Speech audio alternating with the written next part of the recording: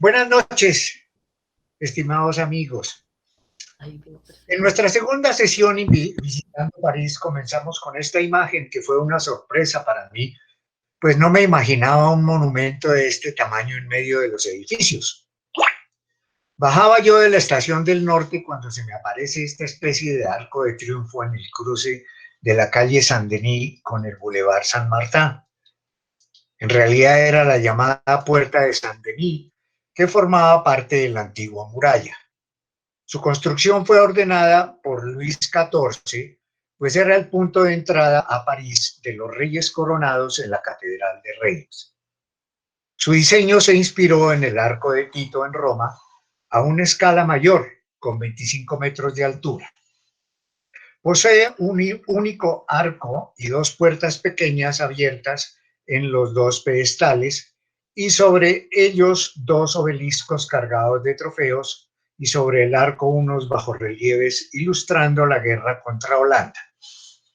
En el friso se puede leer en letras doradas Ludovico Magno, en alusión a Luis el Grande.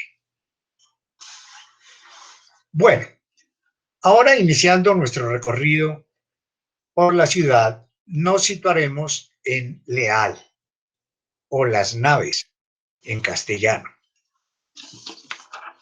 El mercado central de París, establecido en este lugar desde finales de la Edad Media, a través del tiempo fue creciendo hasta que en el siglo XIX, durante el Segundo Imperio, Napoleón III ordenó la construcción de 12 pabellones para albergar lo que se conoció como el Estómago de París, obra que se concluyó en 1870. Aquí vemos una imagen creada por un pintor hacia 1875 que se situó sobre la Basílica de San Eustaquio y mostrando lo que eran las naves del mercado llamado el Estómago de París. Entonces, un siglo más tarde, el presidente Georges Pompidou, quien gobernó desde 1969 hasta 1974, quiso revitalizar el barrio de Leal, una zona deprimida económica y socialmente, para lo cual decidió derribar el mercado que desprendía malos olores, estaba infectado de ratas, con un vecindario convertido en el centro de la prostitución y un tráfico caótico. En la siguiente imagen veremos ya la transformación que sufrió luego de esto. Es Leal moderno. En su lugar se construyó el llamado Forum des Halles, con el edificio de la Bolsa de Comercio de París, bellos jardines y un nuevo centro comercial ultramoderno que se convirtió en el corazón de la capital, con una ciudad subterránea de diferentes niveles con conexión a la estación Châtelet-Léal, el mayor centro de transportes de París.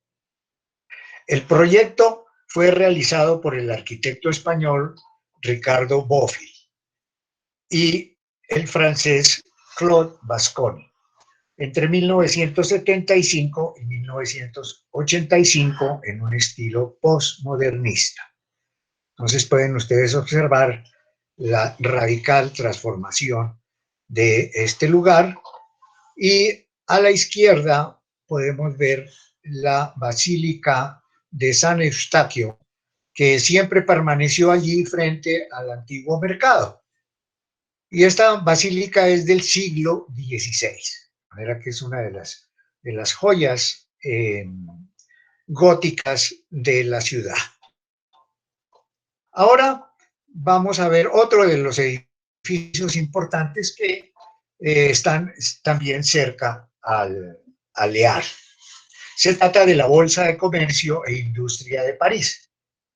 Este monumental edificio reemplazó la antigua sala de granos que se encargaba de regular el mercado del trigo y otros cereales. Fue creada a finales del siglo XVIII. Su construcción se efectuó entre 1885 y 1889 y está coronado con una cúpula de hierro y vidrio que, además de servir como centro para la creación y formalización de pequeñas y medianas industrias, en la actualidad es escenario para diferentes exposiciones relacionadas con el comercio y la industria. Ahora continuaremos ya con la vista de la entrada al foro. Entonces, en la parte que da a los jardines, entonces tenemos estas escalinatas que dan ya la entrada a la parte subterránea con un gran techo que vamos a ver enseguida con nuestra próxima imagen, que es ya el interior. En este interior ya hay pasajes que conducen a las diferentes estaciones del metro, las estaciones de los autobuses también, hay centros comerciales, almacenes y hasta piscinas ahí por allí en esa parte interior del antiguo mercado de Leal. Y el gran techo también de hierro, que es uno de los principales atractivos de este centro. Luego tenemos en la siguiente el Centro Georges Pompidou. Como parte de la renovación arquitectónica, el presidente también inició su proyecto de dotar a la ciudad de un Centro Nacional de Arte y Cultura centrado en el Museo Nacional de Arte Moderno, con una colección de 100.000 obras de los más notables artistas contemporáneos.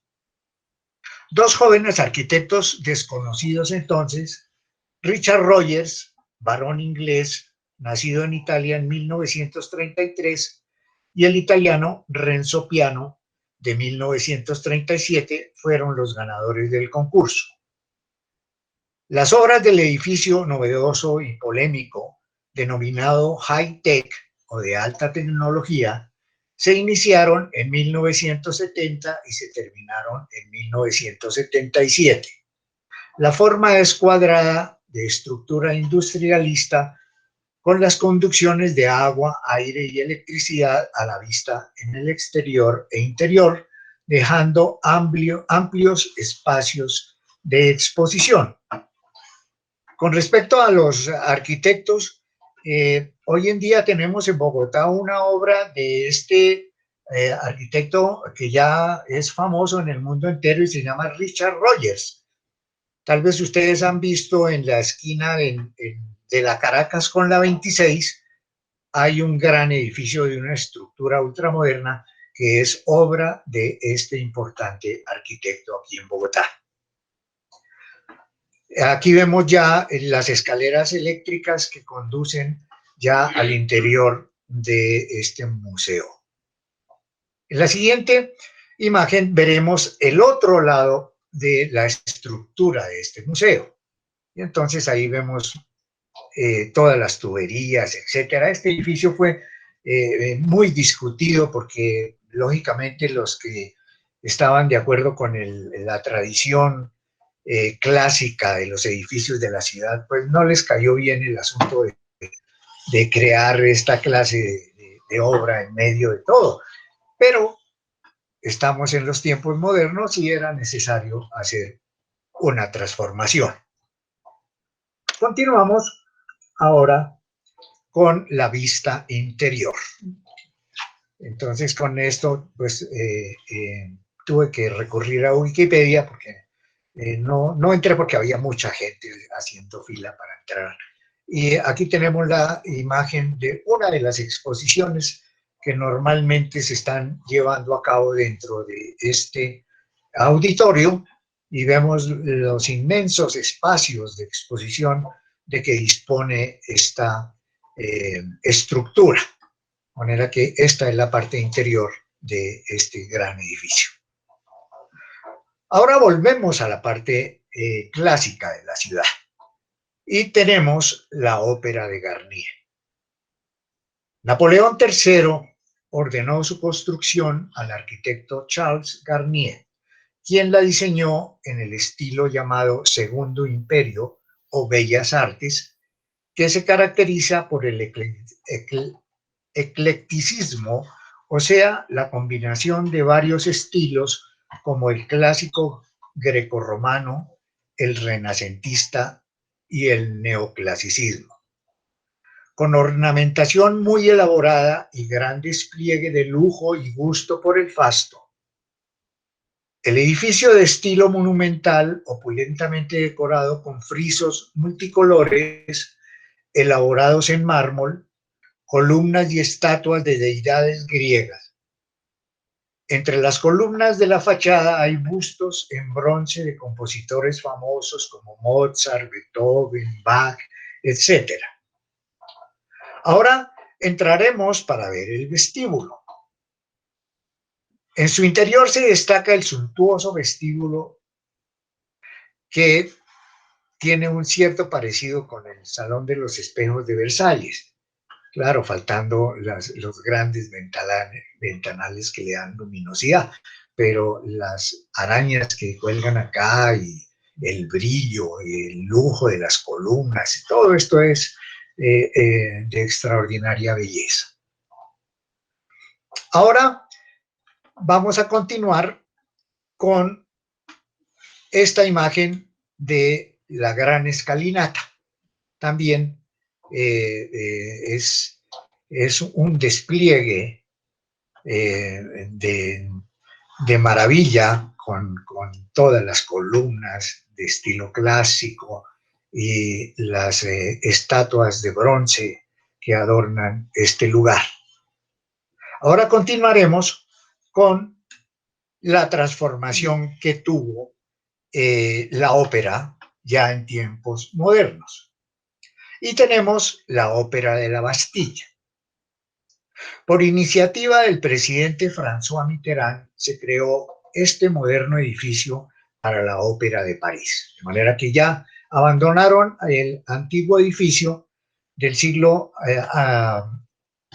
XIX para trasladar todo a la nueva ópera. En 1989, la compañía trasladó su sede al nuevo edificio construido frente a la Plaza de la Bastilla, llamada también la Ópera del Pueblo. Es una obra arquitectónica postmoderna creada por el arquitecto uruguayo Carlos Ott y se caracteriza por su forma curva, acristalada y combinada con mármol.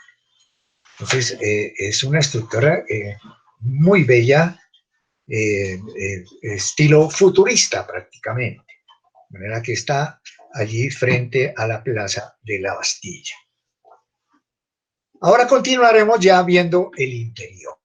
Entonces, el interior se destaca por, imagínense, también funcional e impresionante techo de vidrio y tiene una capacidad para 2.700 espectadores, muy cómodos y pues para presenciar conciertos y óperas, de manera que este es el interior de la nueva ópera de París, llamada la Ópera de la Bastilla. Ahora salimos a la Plaza de la Bastilla. Y tenemos en el centro de esta plaza la llamada Columna de Julio. En este lugar donde se encontraba la antigua fortaleza convertida en prisión y cuya toma y destrucción dio comienzo a la Revolución Francesa. El monumento fue inaugurado en 1840 para conmemorar la Revolución de 1830. Mide 46 metros de altura y está coronado por la escultura llamada El Genio de la Libertad. Entonces, luego de la Revolución Francesa, recordamos que cuando expulsaron a Napoleón en 1815, volvió otra vez la realeza a tomar posesión del poder en Francia y subió el nuevo rey, que era hermano del que habían guillotinado, o sea, de Luis XVI, ahora como el pequeño hijo, que era el heredero Luis XVII, murió prisionero en una de las cárceles de París.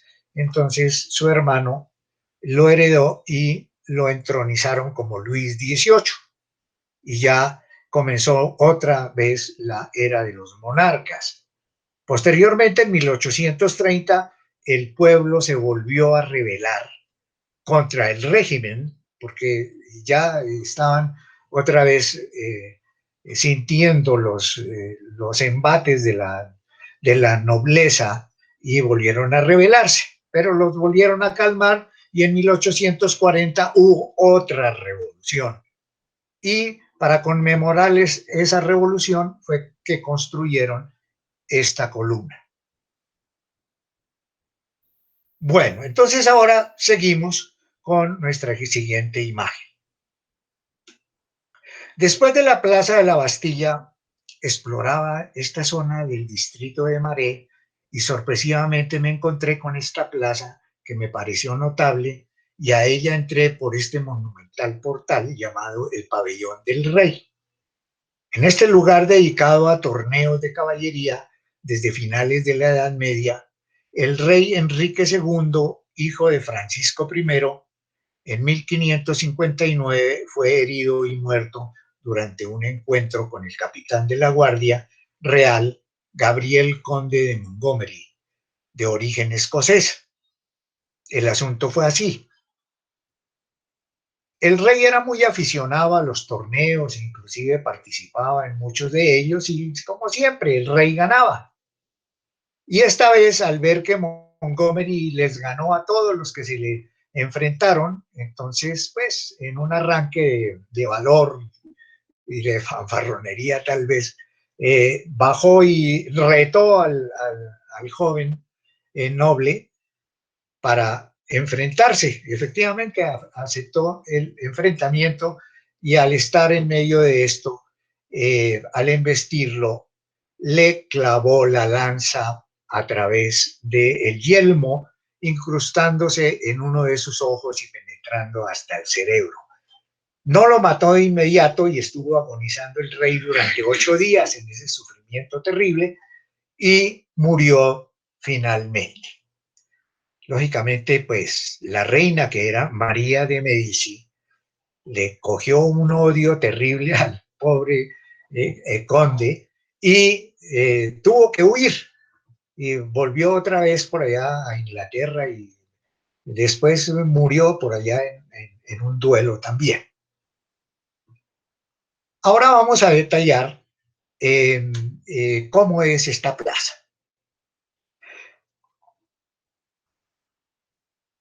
La vista aérea que tenemos ahora la tomé también prestada para ver su dimensión. Es la plaza más antigua de París. Llamada Plaza Real, fue construida por orden de Enrique IV entre 1604 y 1612. Su primer ordenamiento urbano de Europa. Inaugurada en 1612 con una gran fiesta para celebrar el enlace de Luis XIII y Ana de Habsburgo, se transformó de inmediato en el prototipo de plaza residencial para la nobleza de Europa. Entonces, por eso la llamaron Plaza Real. Aquí no vivían sino los nobles. Vemos ahí los 4 costados con una fuente en cada uno de los costados. En el centro un bello bosque en el cual hay una estatua del rey Luis XIII. Y alrededor unos árboles muy bien ordenados, entonces le forman el marco principal de la plaza. Decorados y con su característica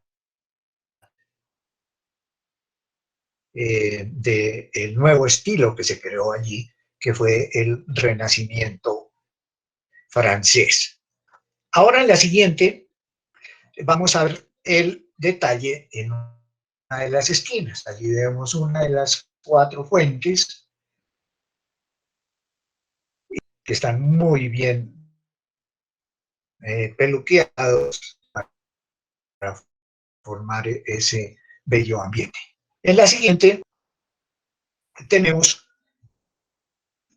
otro detalle que es ya la vista de el estilo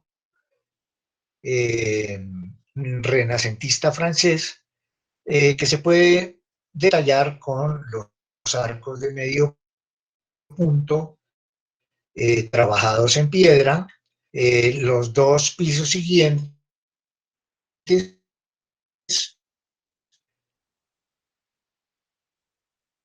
con ventanas rectangulares y en combinación de ladrillo y piedra, con la mansarda ya opcional. Eh, ahora,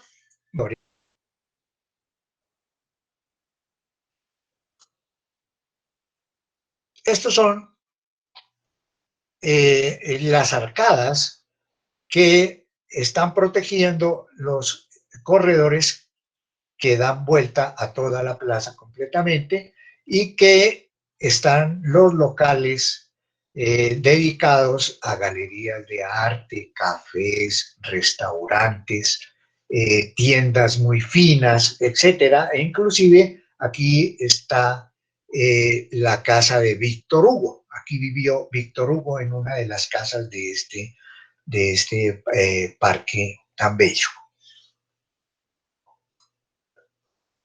Ahora veremos otro lugar importante. Se trata del Hospital de los Inválidos. Este complejo arquitectónico de estilo barroco, creado por voluntad del rey Luis XIV en 1670, originalmente como residencia real para los veteranos de guerra inválidos que quedaban sin hogar. Aquí estamos viendo es la iglesia de los inválidos, porque esto es un inmenso conjunto de edificios que eran los pabellones del hospital y tiene más de 2 manzanas alrededor del cual están muchos patios y aquí en esta parte está la iglesia. Fue obra de Jules Hardouin Mansart. La iglesia con su cúpula fue terminada en 1706 y hoy es conocida como el mausoleo del emperador Napoleón, cuyos restos trasladados aquí desde la isla de Santa Elena en 1840. También alberga a familiares del emperador e innumerables mariscales y generales de las diferentes guerras desde la época del Rey Sol hasta la Segunda Guerra Mundial. En la siguiente imagen veremos ya la tumba de Napoleón. Entonces tenemos el sarcófago que está bajo la cúpula. Entonces, con estos arreglos de esas columnas y figuras alegóricas que rodean la tumba del emperador. En la próxima ya estaremos viendo un edificio más moderno. Se trata de las Galerías Lafayette. La famosa tienda por departamentos creada a finales del siglo XIX por Teófilo Bader y Alphonse Kahn en estilo Art Deco fue inaugurada en 1894, siendo en la actualidad la mayor superficie comercial del mundo occidental con 20 millones de visitantes al año. Alphonse Kahn fue un famoso coleccionista francés de arte, compañero de infancia de Marcel Proust, quien lo inmortalizó en el personaje de Charles Swann de su obra En busca del tiempo perdido. Era un millonario pues excéntrico y que pues fue su gran amigo. Esta es la imagen también. Es muy difícil conseguir una imagen inclusive de día sobre las galerías. y está al final de una manzana que se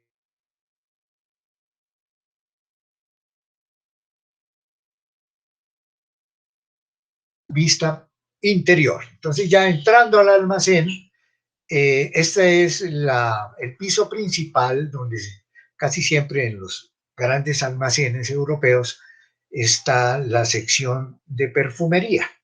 Y aquí vemos ya hacia la parte alta los diferentes pisos con sus balcones y sus secciones, y en la parte superior se alcanza a ver un trozo de la cúpula, ese gran vitral que va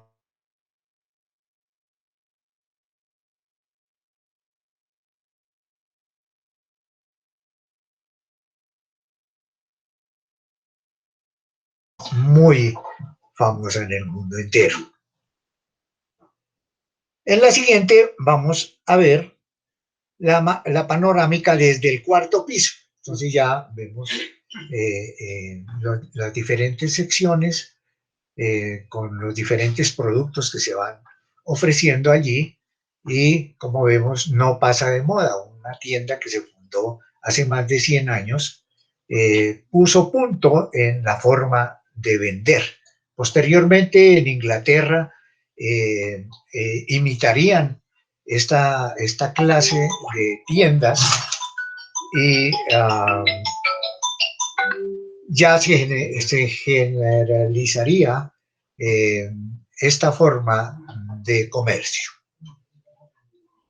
Ahora tenemos que salimos de la ciudad, entonces vamos a otra parte para ver el Palacio de Fontainebleau.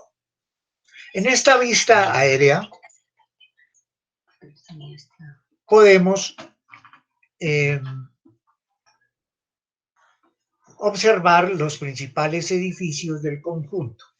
Es uno de los mayores palacios reales de Francia y está situado al sureste de París.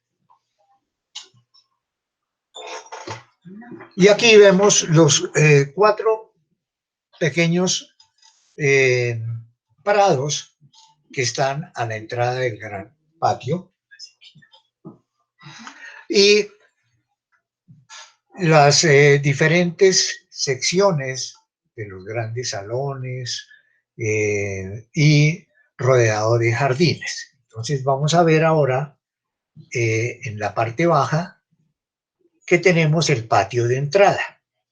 Refleja las aportaciones arquitectónicas y decorativas de varios monarcas, en especial de Francisco I, quien a partir de 1520, debido a las guerras italianas en las que intervino, introdujo la influencia del Renacimiento creando su propia versión francesa, como lo vemos en esta imagen.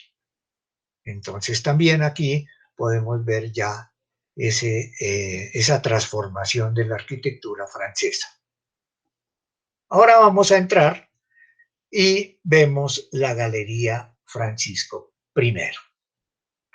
Fue la primera gran galería decorada con estucos y frescos construida en Francia entre 1533 y 1540 por el artista italiano Rosso Fiorentino.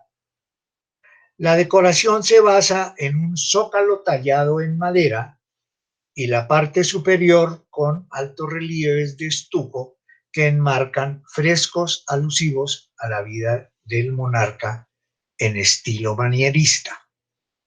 El estilo manierista de la pintura surgió después del Renacimiento, cuando empezaron los grandes artistas a hacer más elaboración de las pinturas, evolucionando un poco y complicando un poquitico más el estilo. Pero de todas maneras fue un avance muy bello en las artes de la pintura.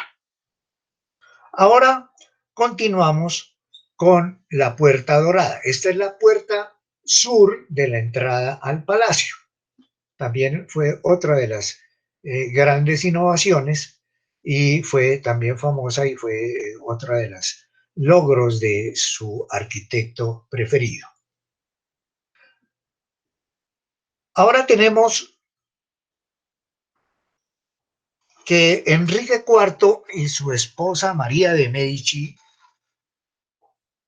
agregaron nuevas galerías al palacio, entre ellas esta gran sala de baile. Entonces vemos un artesonado muy interesante en la parte superior, en el techo, los arcos que enmarcan las ventanas, con frescos también alusivos a diferentes épocas de la historia del arte, las bellas lámparas que cuelgan allí, y allá al fondo, en ese momento estaba un joven disfrazado de mosquetero, con su espada y todo eso, instruyendo a unos jóvenes de colegio que estaban escuchando las historias de cómo había sido la evolución militar de aquella época. Y allá al fondo una gran chimenea. Ahora tenemos que también en esta época se construyó la biblioteca.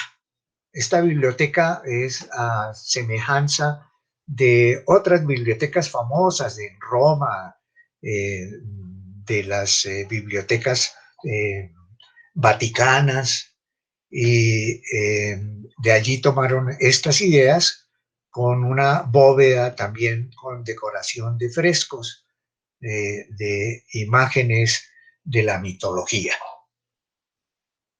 Ahora tenemos la parte externa, desde los jardines en los cuales vemos esta fuente que está en mitad de un laguito, y ya se puede ver la parte posterior del palacio. Entonces, esta es la visión interior del palacio. Ahora vamos a ver la era napoleónica. Al comenzar el siglo XIX, el emperador Napoleón tomó posesión del palacio e inició la transformación para convertirlo en símbolo de su grandeza. Hay una enorme galería en donde se exhiben grandes cuadros al óleo con retratos de toda su familia. Allí pude ver el retrato gigantesco de su madre, Leticia Ramolino, de todos sus hermanos, las esposas, sus hermanas, y como él al invadir todos los demás reinos de Europa para poder derribar las casas reales, colocó a sus hermanos de reyes en diferentes sitios. De rey de Holanda, uno de sus hermanos; de rey de Nápoles, otro; a José Bonaparte, recuerdan ustedes que lo colocó en España como rey, etcétera. De manera que la dinastía que recién comenzaba a reinar era la dinastía Bonaparte. Dentro de esta colección de cuadros enormes que vi en esta galería, escogí estos dos. El de la izquierda es Napoleón en majestad. Fue un poco difícil para tomar la foto porque le daba el reflejo de las ventanas, y al fin pude tomar nítidamente la imagen del emperador. Esta fue una obra de Jacques-Louis David, este famoso pintor que estuvo al servicio del rey Luis XVI, posteriormente sirvió en la Revolución y finalmente estuvo sirviendo a Napoleón. A la derecha tenemos un cuadro increíble.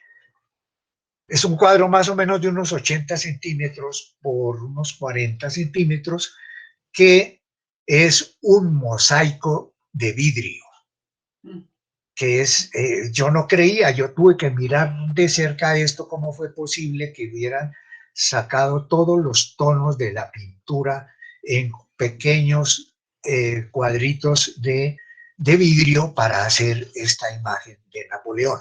Entonces es un cuadro único, un mosaico con la imagen de Napoleón.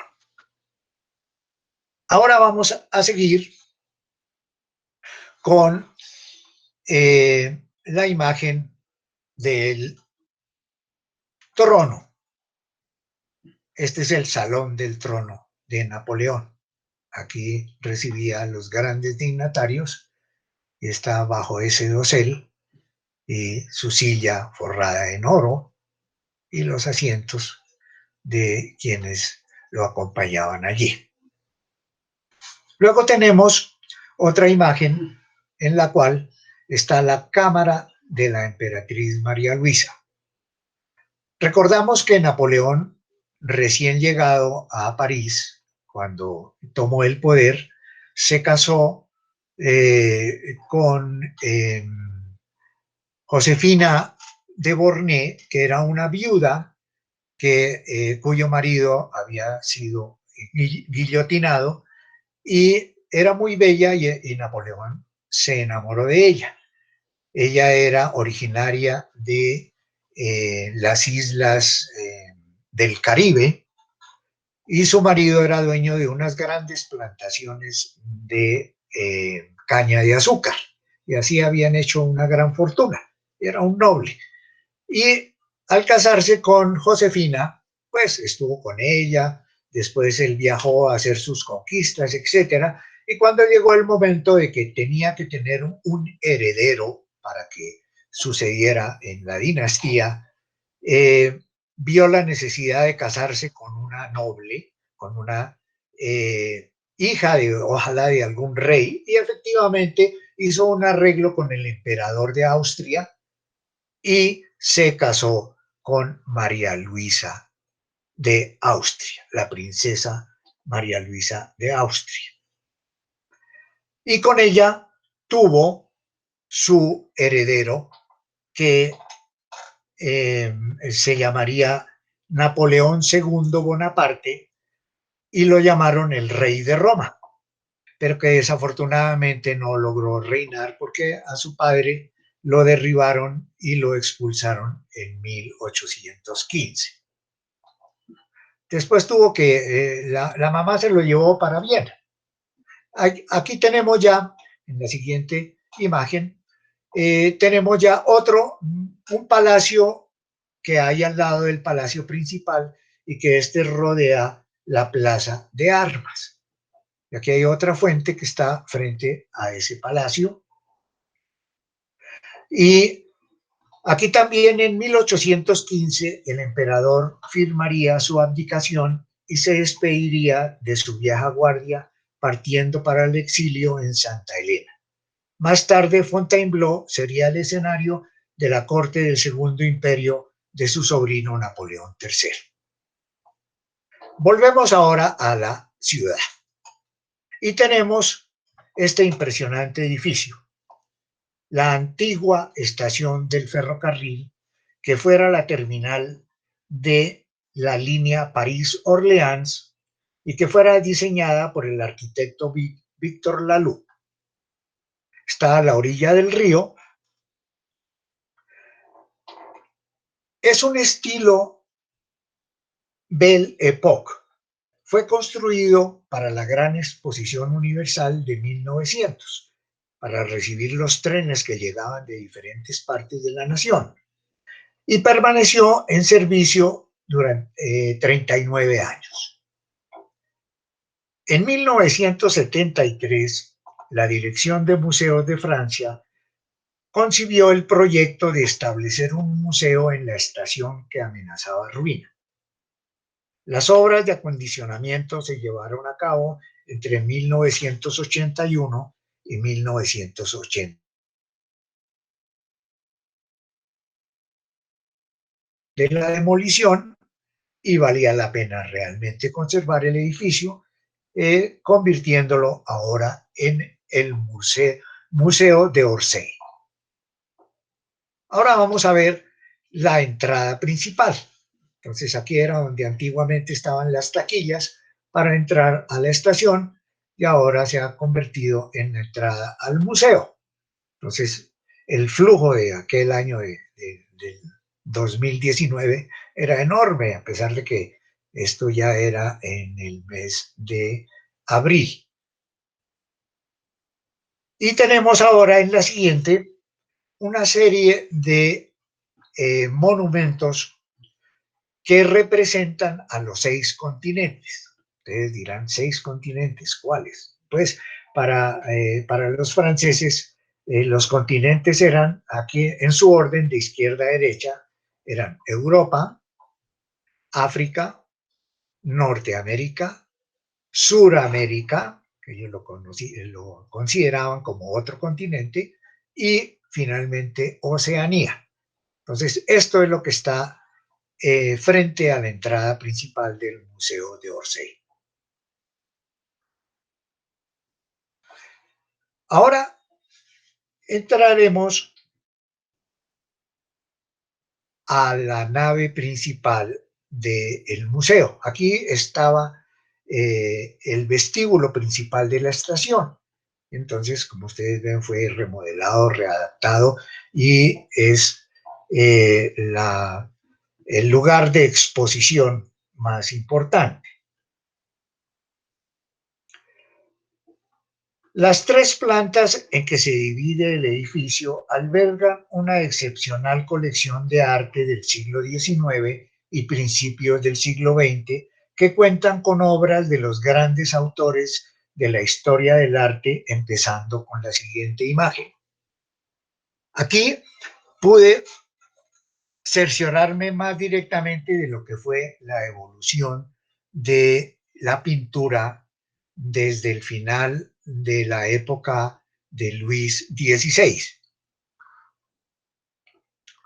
Aquí vemos al gran artista Jacques-Louis David, nacido en 1748 y fallecido en 1825, quien estableció el estilo llamado neoclasicismo. O sea que ya era un arte de la pintura tan depurado, tan perfecto, que es casi fotográfico. Y tenemos a la izquierda la imagen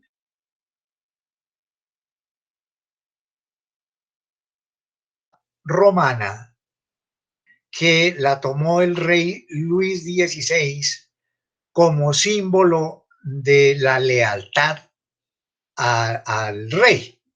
Entonces, este es un juramento que hicieron 3 hermanos mellizos que iban a luchar por Roma contra 3 enemigos que se estaban preparando para la lucha.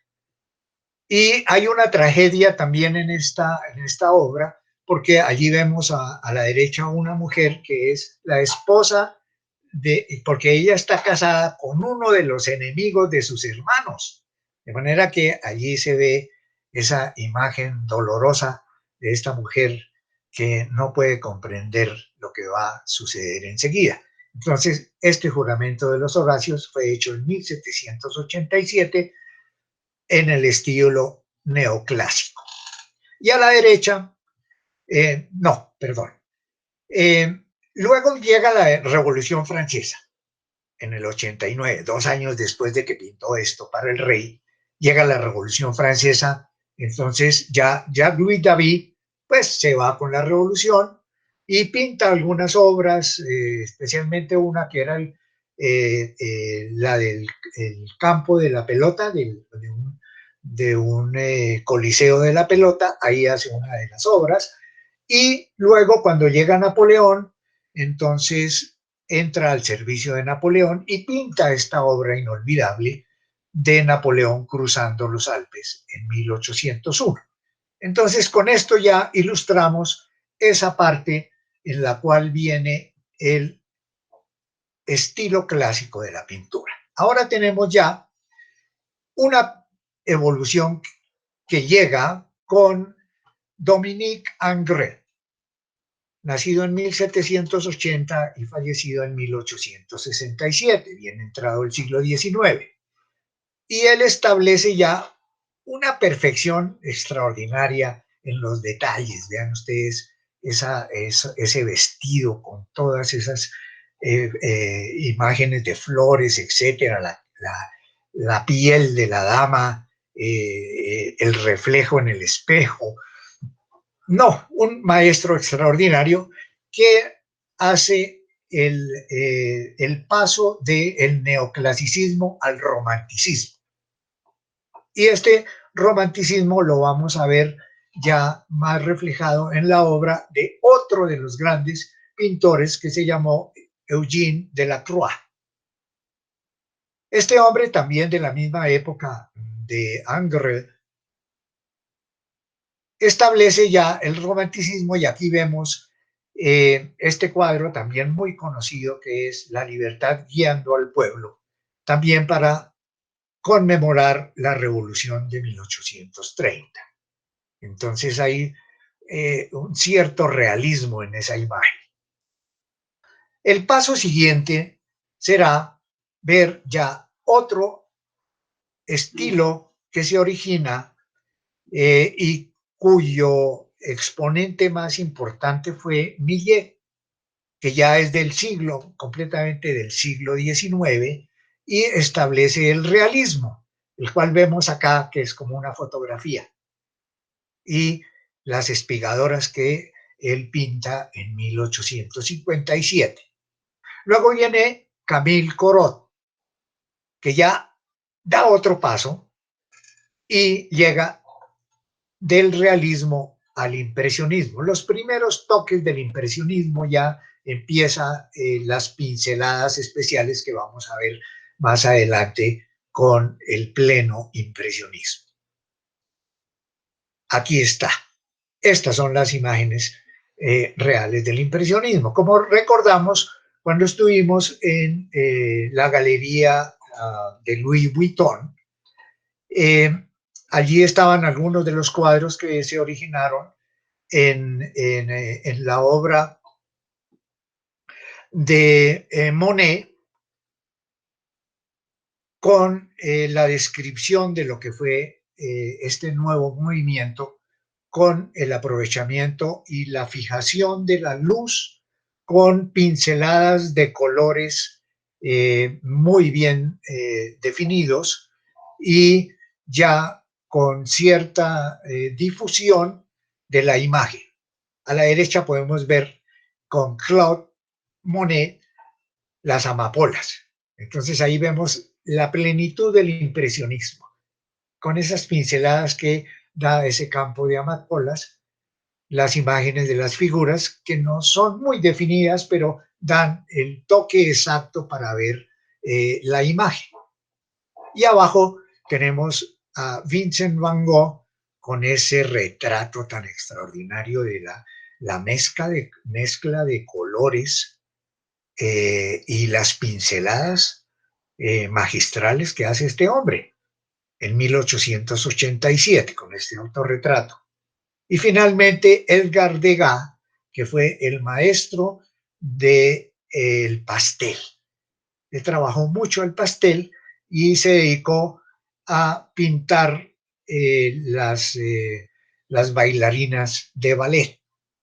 En esta obra del aula de danza de 1874 vemos también otra de las expresiones de este importante movimiento con el que terminó la pintura del siglo XIX. Ahora vamos a continuar con una parte moderna. Se trata de la ciudad de las ciencias y la industria. Es un complejo de arquitectura high-tech creado por iniciativa del presidente Giscard d'Estaing con el objetivo de difundir el conocimiento científico y tecnológico e interesar a los ciudadanos sobre asuntos sociales relacionados con la ciencia, la investigación y la industria, que incluye el Museo de Ciencia y Tecnología. Este complejo está situado en el Parque de la Villette, al noroeste de la ciudad. La construcción se inició en 1981 y fue inaugurada en 1986 por François Mitterrand. Entonces vemos aquí una construcción con cierto parecido a la que hicieron allá con el Museo Pompidou. De manera que aquí mucho despliegue de estructura metálica, vidrio y concreto, y unas fuentes, de manera que esta es la parte externa de este edificio principal. Ahora vamos a entrar y vemos el interior, que alberga una biblioteca, lo mismo que espacios para exposición de diferentes temas como exploración oceánica, espacial, geología, imagen y sonido.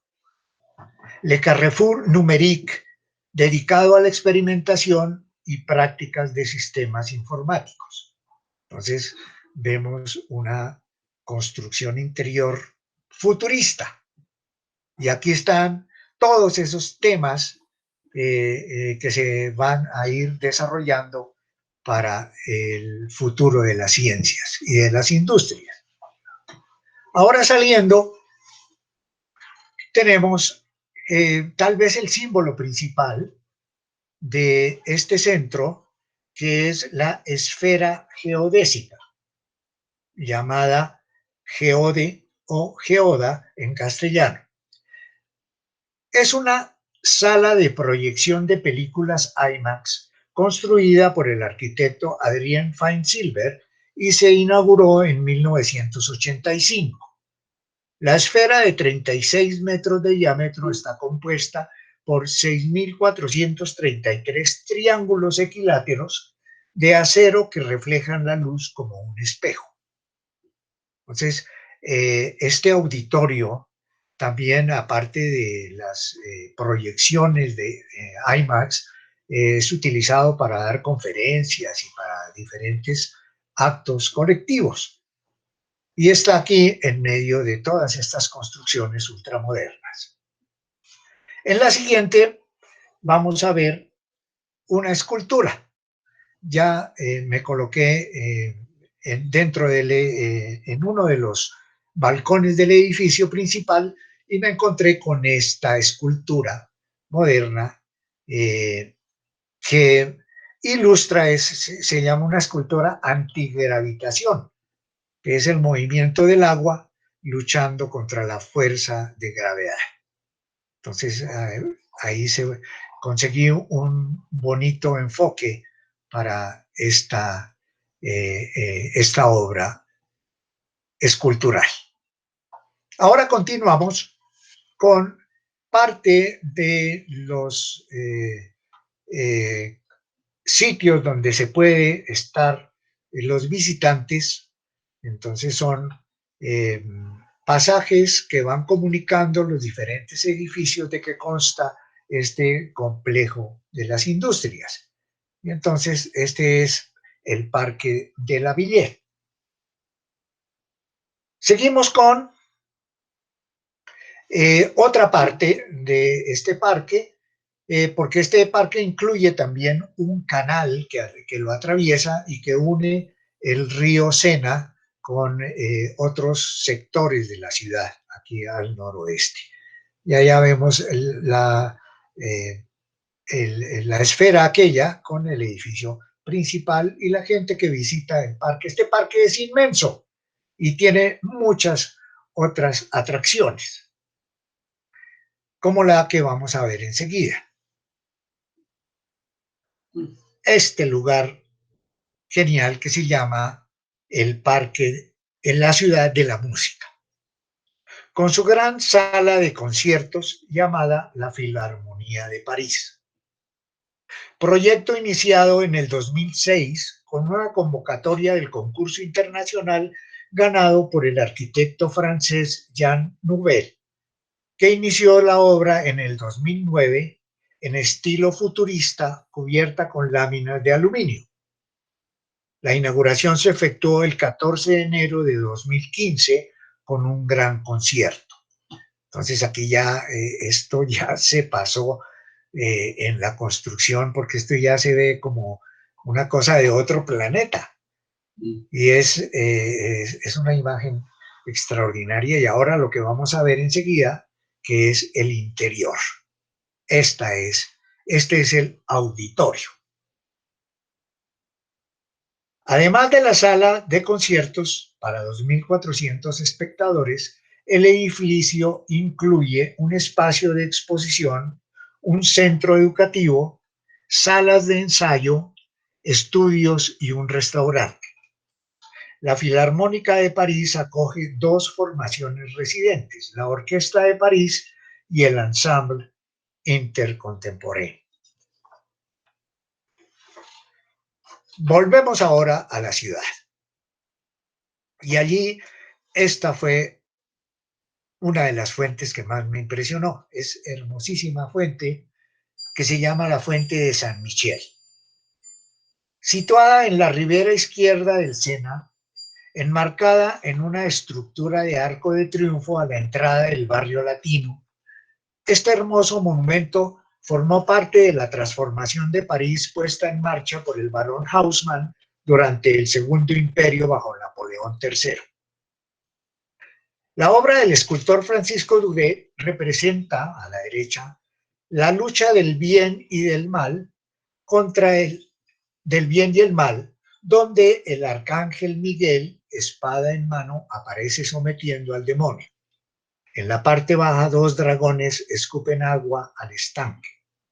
La decoración de la fuente se completa con 4 estatuas de bronce a la izquierda, situadas sobre columnas corintias de mármol rosado que representan las 4 virtudes cardinales y el escudo del emperador coronando el monumento que fue inaugurado en 1860. Esta fuente está al final de un edificio que se va ampliando por la forma de 2 avenidas que convergen en esta placita, al final y ya cerca al puente de San Michel. Continuamos con esta otra imagen que es el Instituto de Francia. Seguimos en el barrio latino. Al extremo izquierdo, perdón, al extremo izquierdo del Puente de las Artes se encuentra este bello edificio de arquitectura combinada con los estilos neoclásico y barroco. La obra se debe al cardenal Julio Mazarino, quien dejó parte de su gran fortuna amasada durante el reinado de Luis XIII para la creación de un instituto dedicado a la educación de la nobleza llamado Colegio de las Cuatro Naciones. A la muerte del cardenal, su sucesor, Colbert, encargó su creación a Louis Le Beau, arquitecto de Luis XIV, quien construyó el edificio entre 1662 y 1688. De manera que aquí vemos ese bello edificio, combinación del neoclásico y el barroco. Continuamos ahora con la Universidad de París, conocida como la Sorbona. Tenemos esta imagen del siglo XVII, tal vez es la imagen más antigua que hay de la Sorbona. Esta universidad es, junto con las universidades de Oxford, Bolonia y Salamanca, una de las universidades más antiguas del mundo. Fue fundada en 1275 por Robert de Sorbonne, capellán y profesor y confesor del rey Luis IX. Originalmente creada para la enseñanza de la teología, fue evolucionando con la adición de las facultades de Derecho, Medicina y las artes liberales como retórica, dialéctica, aritmética, geometría, música y astronomía. En la próxima vamos a ver la imagen de la capilla. En el siglo XVII la universidad sería ampliada por el cardenal Richelieu, al convertirse en su director con la construcción de nuevos edificios y la capilla que sería su mausoleo. Esta obra, ejecutada por el arquitecto Jacques Lamercier, en un estilo mixto de clásico y barroco, se inauguró en 1642 con el sepelio del cardenal. Entonces aquí vemos, este es el edificio más vistoso que hay en su entrada principal de la universidad. Y es el que estaba en el grabado que vimos al principio. En la siguiente vamos a ver los edificios actuales. Entonces, esto ya es por una de las calles principales. Esto es la gran manzana donde está el edificio principal de la universidad. Entonces, ahí vemos esa torre que está allí en la parte central y es uno de los... la entrada principal está por el otro extremo del edificio. Ahora en la siguiente vamos a ver la Facultad de Derecho, Economía y Ciencias Políticas que se encuentra en la Plaza del Panteón. También aquí se ve la influencia clásica con su tímpano acostumbrado en este estilo. Entonces ya continuamos con la vista del Panteón. El Panteón, palabra griega que significa de todos los dioses.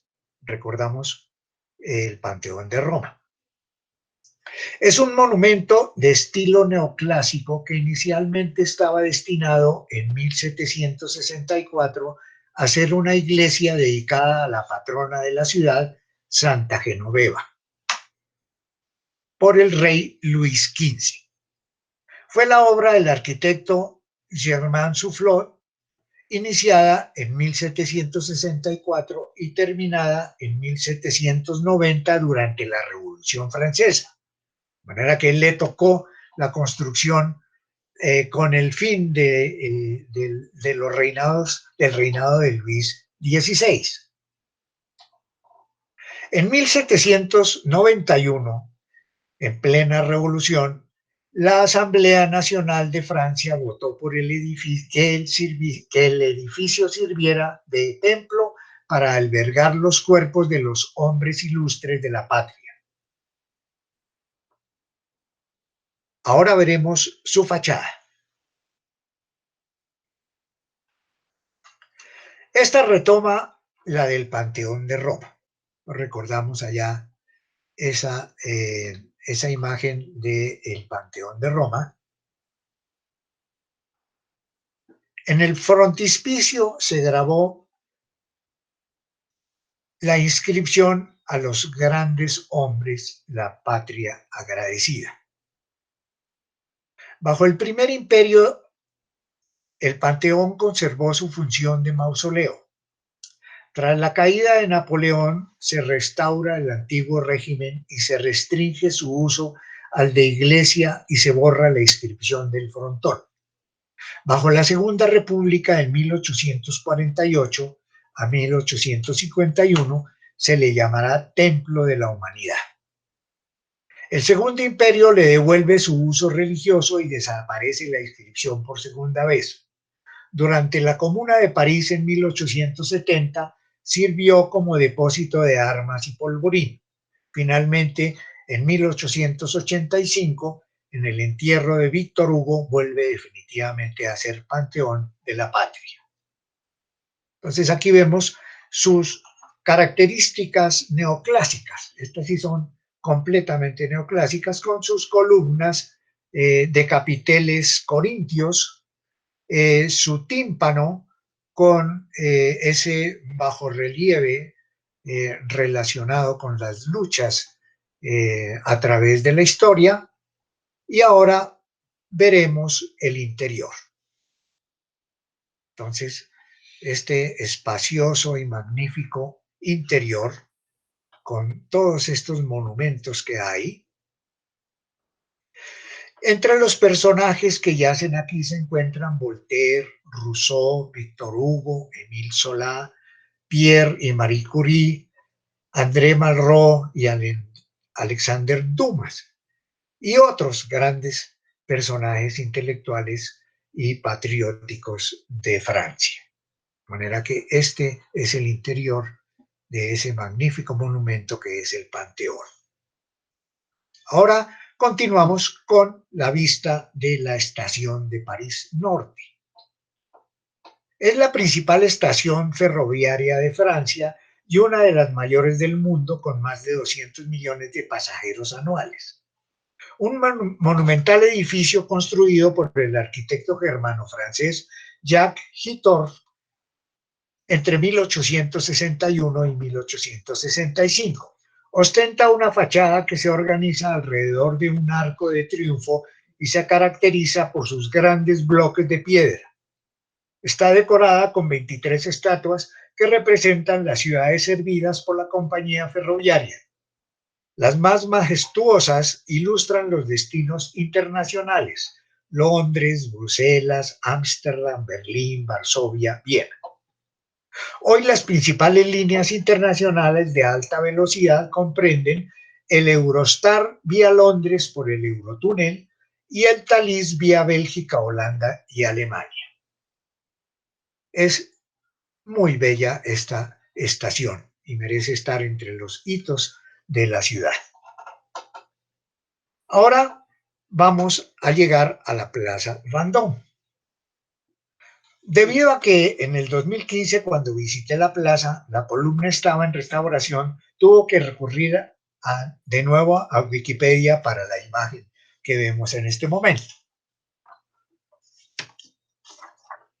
La plaza, originalmente creada en 1699 por el arquitecto de Luis XIV, Jules Hardouin Mansart, con el nombre de Plaza Louis le Grand, en cuyo centro se colocó una estatua ecuestre del rey que permaneció hasta la Revolución Francesa, cuando fue derribada. Con la llegada de Napoleón al poder y luego del triunfo de la batalla de Austerlitz, el emperador decidió erigir un monumento conmemorativo tomando como modelo la columna de Trajano del siglo II en Roma, con la diferencia de que la romana fue elaborada enteramente en mármol tallado y la de Bonaparte es de piedra forrada con una chapa fundida con el bronce de los cañones arrebatados a los ejércitos rusos y austriacos en aquella batalla. La decoración consiste en bajorrelieves que representan escenas de guerra. Mide 44 metros de altura y está coronada con una estatua de Napoleón vestido de general romano. Una escalera interior permite acceder al pequeño mirador de la parte superior. Durante los sucesos de la Comuna de París de 1871, la columna fue derribada por ser considerada un monumento a la barbarie. En 1875 fue restaurada y así se conserva hasta hoy. Y recordamos que en esta plaza está el Hotel Ritz, y casualmente el Hotel Ritz estaba patrocinando la remodelación de la columna en el 2015. De manera que de aquí fue donde salió la princesa Diana para morir en el Puente del Alma. Ahora tenemos la única imagen que pude tomar allí en el 2015, que esta era una de las vallas en la cual se ilustraba la historia de la columna. Y aquí vemos la edificación y ya prácticamente la terminación de la columna en 1810. Ahora ya vamos entonces a ver la ciudad moderna. Esta es el eje principal de la ciudad, que comienza, el eje vial, que comienza en la Plaza de la Concordia. En 2,5 kilómetros llega al Arco del Triunfo y continúa con esta gran avenida rodeada de árboles que se llama la Avenida del Gran Ejército, y tiene 5 kilómetros de longitud y conecta al Arco del Triunfo con la Defensa, que vamos a ver ahora de qué se trata. El París moderno se encuentra al oeste de la ciudad y forma el distrito financiero con un conjunto de rascacielos cuya idea se originó en los años 60. El nombre viene del monumento La Defensa de París, una escultura de Louis Ernest Barriat, fundida en bronce e inaugurada en 1883, creada como un homenaje a los soldados que defendieron la ciudad durante la Guerra Franco-Prusiana. En la siguiente vamos a ver ya el comienzo de esta zona del distrito financiero de la ciudad y la parte moderna. En 1966 comienza la construcción con la primera generación de torres y en los años 70 surge la segunda generación para continuar en los 80 con la tercera, que culmina con la creación del Gran Arco que vemos allá al fondo. De manera que aquí comienza la zona de los grandes edificios modernos de la ciudad. Ahora vamos a ver el Gran Arco. El Gran Arco surgió como uno de los notables proyectos del presidente François Mitterrand para modernizar la ciudad. Luego de un concurso al que se presentaron 464 propuestas, resultó ganadora la del arquitecto danés Johan Otto Spreckelsen, y se trata de un cubo abierto de 110 metros de altura por 107 de anchura y 112 de profundidad, que sería destinado a oficinas gubernamentales y cuyo techo alberga un centro de congresos y exposiciones, el Museo de Informática, un restaurante y un gran mirador. De manera que esta mole es increíble y es un edificio de oficinas y centro de convenciones. Vemos la enormidad aquí con todas las personas que están circulando por la Plaza de la Defensa. Y allá el gran atrio al cual nos vamos a acercar ahora. Este es el gran atrio. Ya estamos viendo esa protección que tiene allí como una especie de carpa de fibra de vidrio que sirve para la entrada principal al edificio. Por allí están unos ascensores que penetran a la parte subterránea del edificio y se van repartiendo para las diferentes secciones de este.